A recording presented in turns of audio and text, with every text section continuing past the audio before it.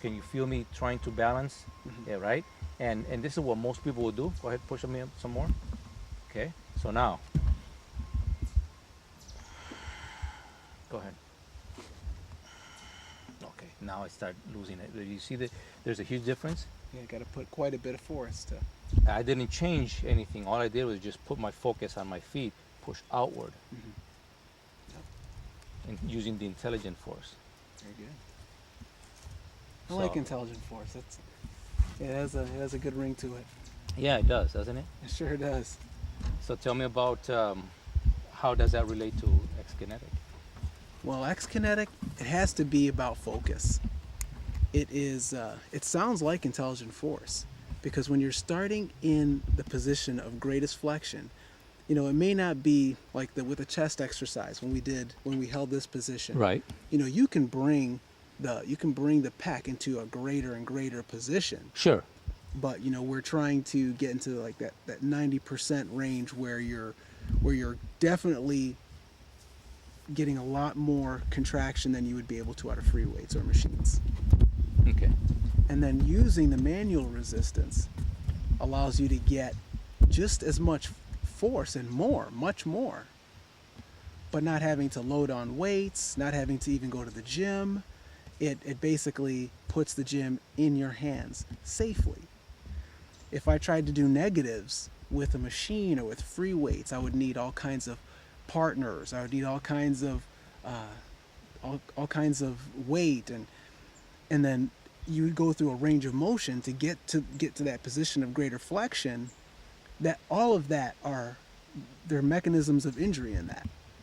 Moving weight from a position of least flexion to a full position range. of greater flexion, just totally loaded with weight. What happens when you fail? With X-Kinetic, when you fail, the weight disappears. True. Because you have an intelligent person who sees that Intelligent you force. failed. Right. Yeah, and they let go. They release. Yeah. Yeah. That makes sense. It makes all the sense in the world, because if I am going from the beginning and I'm lifting and I load, and just a small tweak of my right elbow out of place will create an injury because the tendon is off of place, and then I don't know it because I'm warm. And then when I go home, I'm like, why doesn't my elbow work the way it used to before? So that makes sense. Whereas if I'm doing whatever the exercise and I'm already at that point, you're watching for that failure moment and then giving in. Yes, and that's a good point. That's a very good point that you're making, because starting in that position, before there's any resistance, before there's any ability even to hurt yourself, you get to the place where you're strongest, where you're safest, and where you're most capable. And you get there before anything even happens. And then once you get to that place of strength, once you get to that place of safety, then the resistance gradually comes on board Okay. in a safe way that allows you to respond to it, that allows you to load up, but you're not even coming close to failure before you've increased the resistance to nearly maximum. All right. That makes sense, because what you were saying was get in this position, get ready, Yes. try it. So it's my force against myself, Right. my mechanical limitations that are engaging the muscles. That creates that neural pathway immediately. Right. So now everything says, okay, ready, engage, and now I'm engaged, and then that's when the resistance comes in Exactly. against it. Yes. And then even after you failed, if you're failing, the range of motion is so small. You're Right, not right, going right, through right. an enormous range You're of not motion. going through the full length of the range of motion. You're not going through a range of motion. And that's not even necessary to gain increases in strength.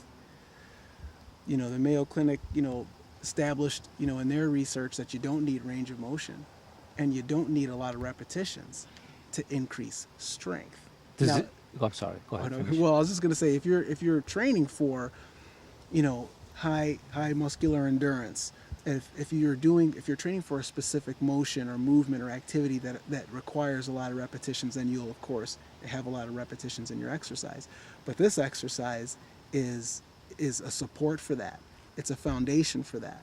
But this is how you create the maximum amount of power, the maximum amount of speed, the Okay. highest metabolism, the highest metabolic activity for those muscle groups that you're isolating. Because what's the muscle group that you're saying that gets engaged? It's the type 2B fast glycolytic muscle fibers that we're looking for.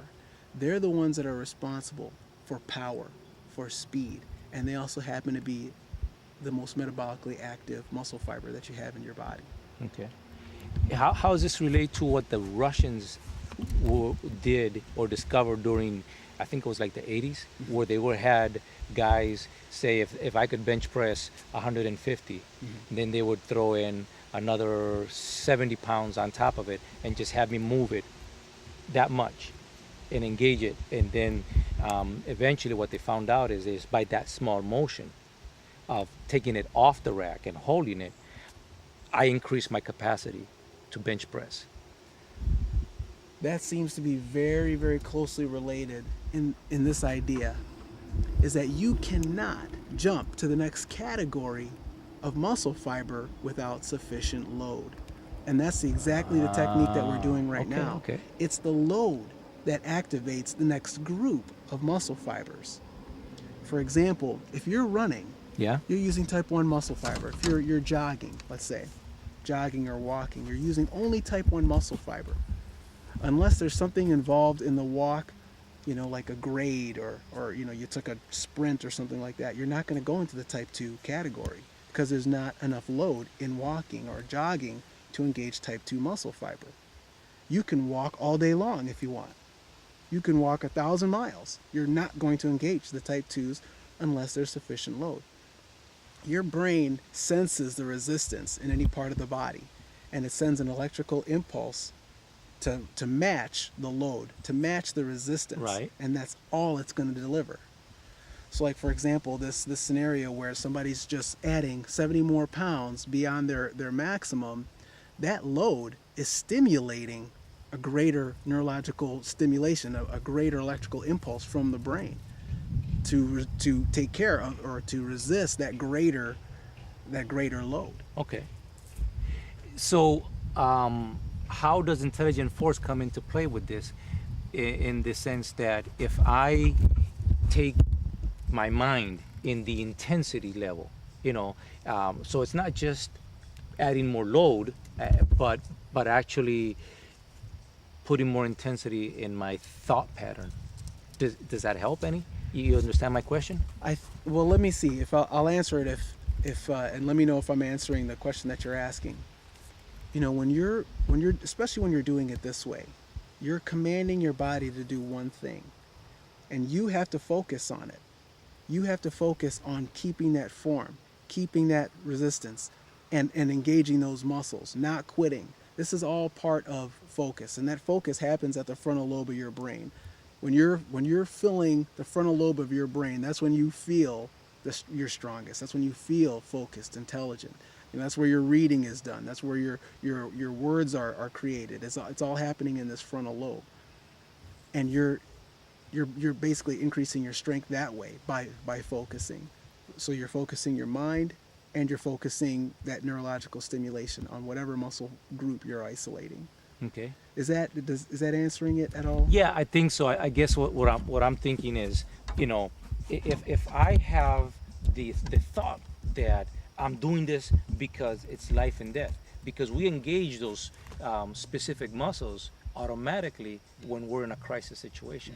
So how do I take my brain? Does it help to take my brain to that level of thinking, I can't do this because this is life and death? Does that improve my capacity to put more force, and does it make the exercise better? I think it does. If you can basically command your brain, command your body to bring more to the table in terms of muscle fiber recruitment. If you can do that, that's definitely gonna help your resistance. Okay. Now, how you do that, I think, would be different for everyone. Sure. You have that mentality. You have the fighter mentality, and I think that you'll be able to access that.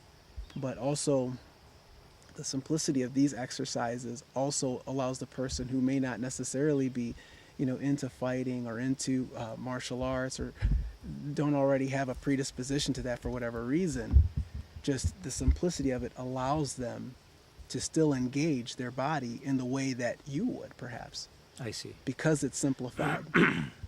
Okay.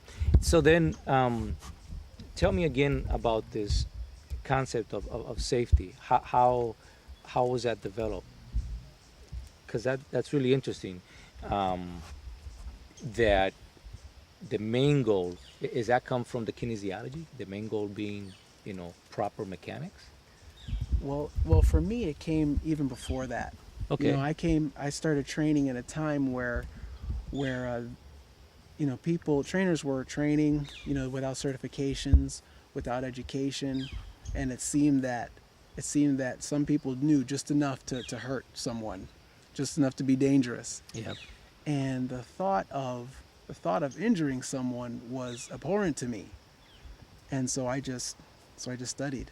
I just studied and just tried to learn how the body works and learn how the body gets injured so that I could avoid all that. I don't want someone to be injured. Is that what led you to kinesiology? Yes, that's Okay. exactly what led me there.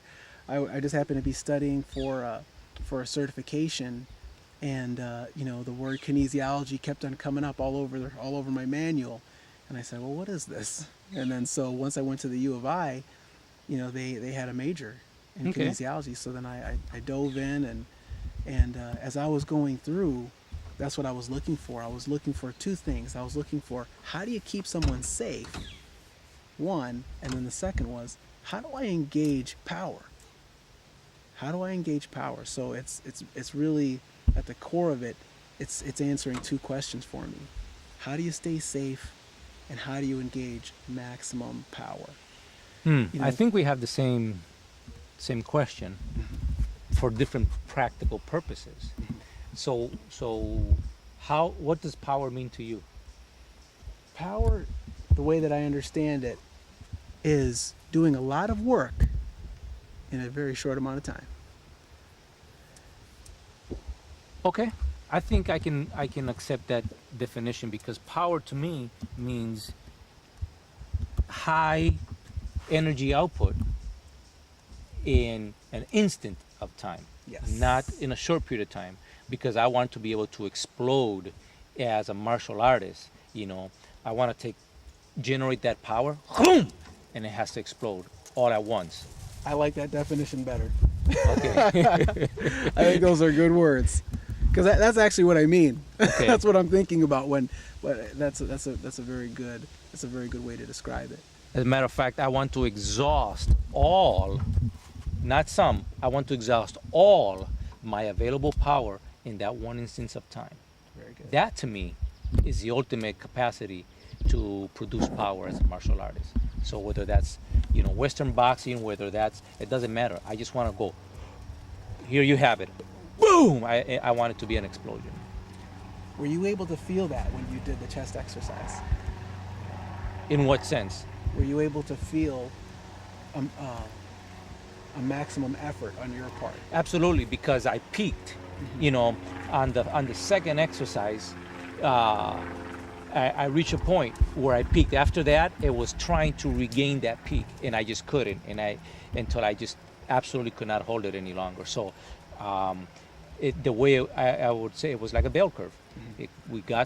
I got ready, and then all of a sudden we got there real quick, and then after that didn't held long, and after that it just started to slowly dissipate.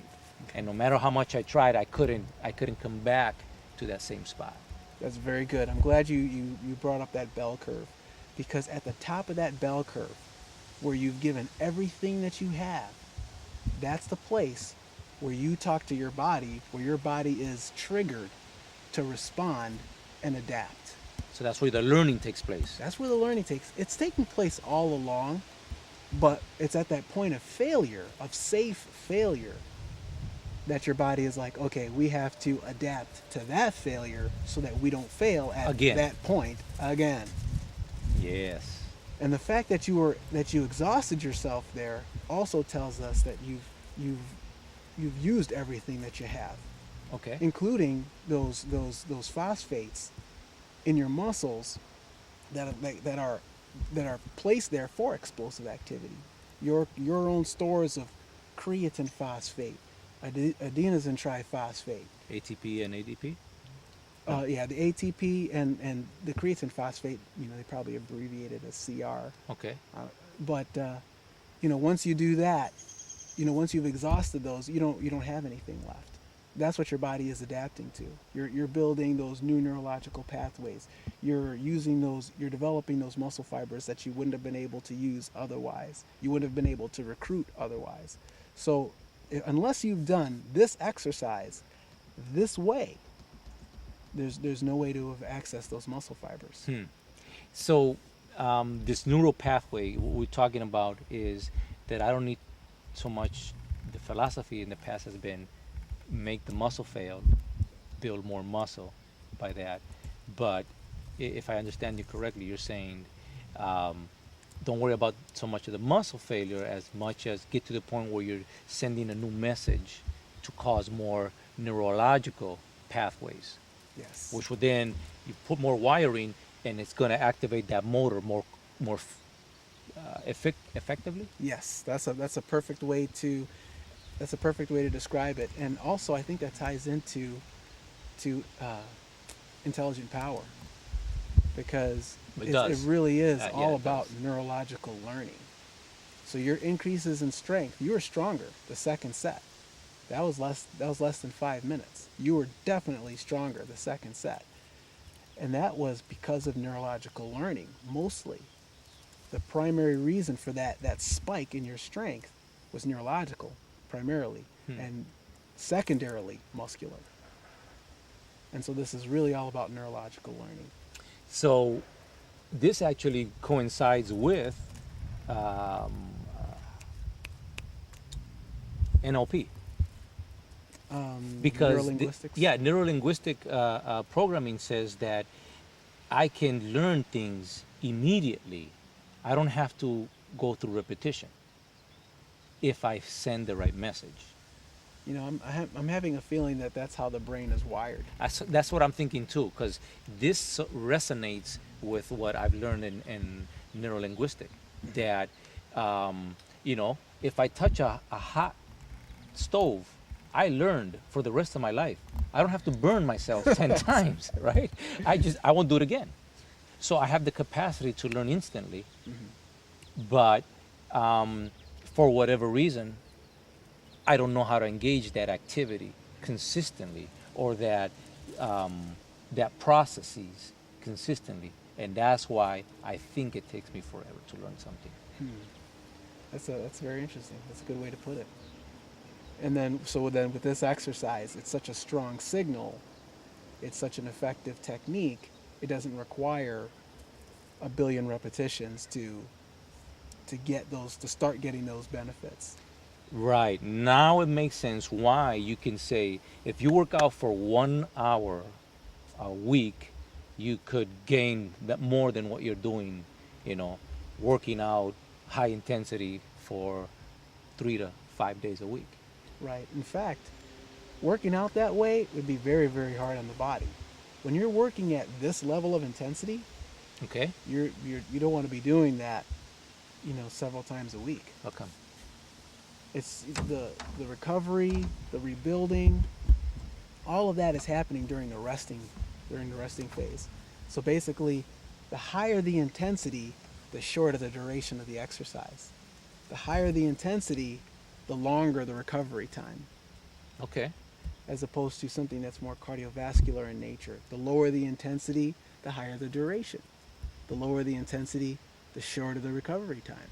You know, if you're doing cardiovascular work, you can run 5-6 days a week. You know, you can jog 5-6 days a week, no problem. You can walk every day. That's true, but I think that what a lot of people don't realize is that after a while, your body develops a knowledge, and that becomes your new plateau. So you no longer are improving, because what's the difference between fitness and health? Fitness is always pushing beyond, it's always reaching a new level, whereas health is maintaining being able to support life. Would you agree with that? When You- I you- I think we would use similar language, Okay. and because I How you know would just you- from our previous conversations, I know we have the same philosophy, the same thoughts on it. I usually describe it as, health being, well, I associate it more with nutrition first of all, Okay. Right. because Right. that's what's supplying your body with everything that it needs, the currency of the body, the micronutrients. We need macronutrients, Sure. but the micronutrients are the literal currency. Even your thinking requires nutrients. Absolutely. So I look at that as the primary support for health, but the physical activity is the fitness, is the conditioning. It's, what are you training your body for? So basically, if you're running every day, then you're training your body to run. So then if you're running the same way every day, then your body, if that's what you've commanded yourself to do and your body is able to do it, then that's what it'll do. And it'll be trained just to do that. Just to do that. That's my Right. point. Exactly. That fitness, after 8 weeks of that consistent level, my body says, "This is old. This is an old hat." After 8 weeks, now it's gonna go, "Yeah, okay, whatever." So what if you run 15 miles every day? Right.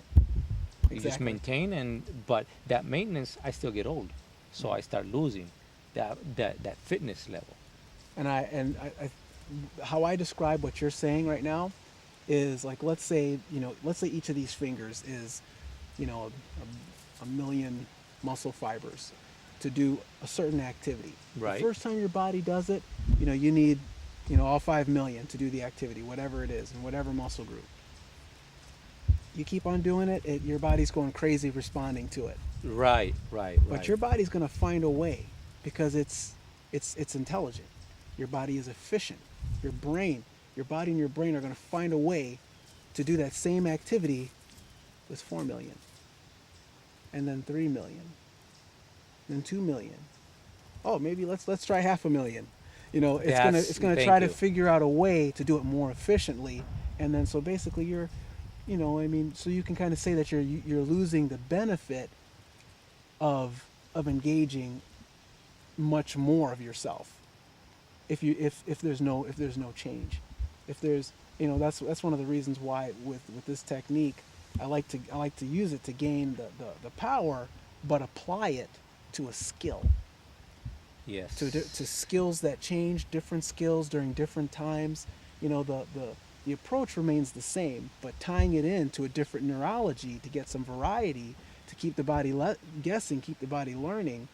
That's more of the fitness, the total fitness end of it, and the conditioning. Because yes, once your body gets used to something, it's going to figure out a way to do the same thing with just less. Right. So it's up to the individual to choose something else to make their fitness, more complete, more well-rounded. Yeah, that leads back to this whole thing of mixed martial art cross training, where you start adding other components that cause you to use the same muscles in a different way. Yes. Therefore, it's a whole new to the Yes. body. That's right. And I think that even when even if you continue to do the similar, the same activities, adding something to that baseline activity, I think really Like what? has that same effect. Just adding anything is basically what you're Adding saying. anything, adding another mile, increasing the intensity, joining a martial art, joining a sport, changing anything because it's a total package. Your body's not just saying, "Oh, we're running now," and then just isolating that from everything else that you're doing. It's all included. Your body's responding to everything that you're doing all day long. Okay. And so you don't necessarily have to just change the activity. You can change something else throughout the day. So yes, you continue to run and you add martial art. Or you're changing something to where you're using your body differently throughout the day. So if I do this in high intensity on one day, it doesn't preclude me from being able to engage into yoga the next day and whatever other activities I want to do. I just or does it? Well, I believe that at this level of intensity, you're not gonna want to do the same level of intensity the next day. Right. That's why I would add, Right. so as a boxer or as a martial artist, I'm gonna do this high intensity once a week. I'm not gonna engage it every day of the week. What, every 6 days? I like the every 96 hours. That's the 96. that's about that's one of the probably the most aggressive rest periods that I've read so far. For some people it could be longer Okay. before you start engaging that same muscle in the same way. It just really depends on the person. Your recovery time, might be more than somebody. It might be greater or shorter, I should say, than somebody else's. How do I know when I have recovered? I think that's going to be something that you'll test out. When you've recovered, you're stronger. You're better conditioned. But you're going to be tracking these things over time. If you continue to get stronger and stronger and stronger, then you have a pretty good idea that you're resting properly, that you're eating properly, that things are going well. As you're thinking through your elements of fitness, your breathing, your hydration, your nutrition, your cardiovascular activity, your resistance activity, your flexibility, your rest, your sleep. As you're thinking through these different things, if you are continuing to improve, then you have good reason to believe that everything is going well. Okay. So we kind of covered a lot of areas and more specific to me, but let's come back to what is Xkinetic, and then how does that relate to your eight areas? Was it 8 areas of health? Yes, 8 areas, 8 elements. 8 elements. They're these areas that I keep on looking back on as a guide. Okay. When something's not happening the way that I'd like it to in terms of progress, I look at those areas to see what I can change, what I can adjust to keep me moving forward. In terms of my learning, in terms of my physical health, my physical fitness. And then, as we discussed earlier, I also look at that in terms of, having multiple teachers, having multiple activities that I engage in. And all of this, I call it functional kinesiology. Functional kinesiology. Okay. And then also including, therapeutic recreation. Like Okay. right now, to me, this is therapeutic recreation. Absolutely. We're enjoying ourselves. We're having a good time. We're outdoors. Right. Right. Pretty soon we're gonna have some kind of skin contact with the ground, with the environment. This is a therapeutic recreation. Okay. So so there are the 8 elements of health, Which but are? then which is the breathing, the hydration, the nutrition, cardiovascular activity, resistance activity, flexibility, rest, and sleep. Okay. Now that's what I look at as health. But those other 4 elements, the multiple trainer, multiple discipline, functional kinesiology, and therapeutic recreation, those I really look at as 4 elements of fitness. Okay. Because I look at health and fitness very separately, though they help each other and intertwine. I look at them separately. I'm not things that are fitness related aren't always necessarily health related. Like, for example, Absolutely. right, you can go into the gym and sweat and sweat and sweat and lose a lot of nutrients over time without replacing those nutrients. What's fitness related is no longer contributing to, or contributing less and less to, health. As I would say that it's actually counterproductive one to another in a sense, because what I do in the gym, what I do in the dojo is actually counterproductive to the body's understanding or the body's mechanics of health. Health is to maintain. I go and I, quote, beat my body or push it to the limit, so the body understands that or interprets that as a condition of unhealth. Stress. Yes, it is stress. It is stress. And some stress is good, in short periods of time with recovery. But stress